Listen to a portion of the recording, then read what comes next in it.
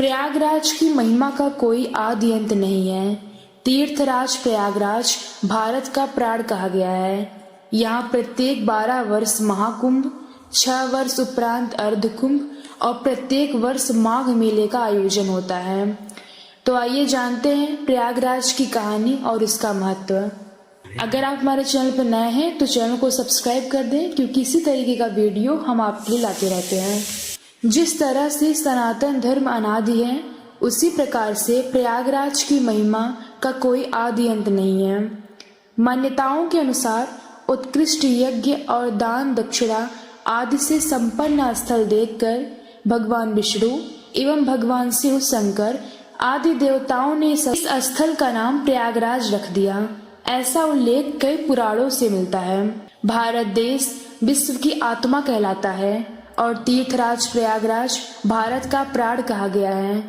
अरण्य और नदी संस्कृति के बीच जन्म लेकर ऋषियों महर्षियों की तपोभूमि के रूप में पंचतत्वों को पल्लवित करने वाली प्रयागराज की धरती पर सदियों से महाकुंभ, अर्धकुंभ, माघ मेले आदि में लाखों करोड़ों भक्तों की आस्था देश को हमेशा ऊर्जा देती रही है।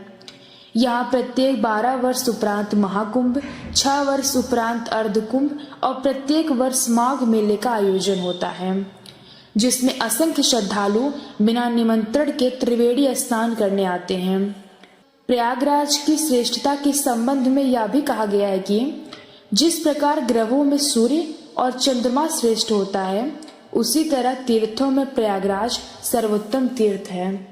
स्कंद पुराण, अग्नि पुराण, शिव पुराण, ब्रह्म पुराण, वामन पुराण, मनुस्मृति, वाल्मीकि रामायण, महाभारत, रघुवंश महाकाव्य आदि में भी प्रयागराज की महत्ता का विस्तार से वर्णन किया गया है।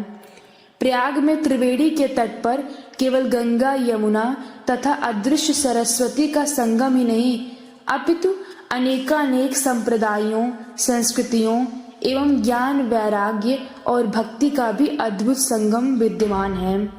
शास्त्रों के अनुसार जहाँ गंगा, यमुना और सरस्वती तीनों का संगम हो, वह ब्रह्मलोक और विष्णुलोक के बराबर का स्थान हो जाता है। महर्षि वेदव्यास के अनुसार तीर्थराज प्रयाग में यज्ञ करना या यज्ञ आदि क्रियाओं में सम्मिलित होने पर मनुष्य के सारे पाप पुण्य में परिवर्तित हो जाते हैं। ऐसी तीर्थराज प्रयाग की अद्भुत महिमा है। तीर्थराज प्रयाग एक ऐसा पावन स्थल है जिसकी महिमा अधिकांश धर्म ग्रंथों में वर्णित है। तीर्थराज प्रयाग को धर्म, अर्थ, काम और मोक्ष का प्रदाता कहा गया है। ब्रह्म पुराण के अनुसार यह स्थल सभी तीर्थों में श्रेष्ठ है। अपनी उत्कृष्टता के कारण यह प्रयाग है और प्रधानता के कारण राज शब्द से युक्त है। माघ मास में जब सूर्य मकर राशि में आए तो एक माह तीर्थराज प्रयाग में संगम तट पर रहकर कल्पवास शरीर और मन दोनों का कायाकल्प होता है।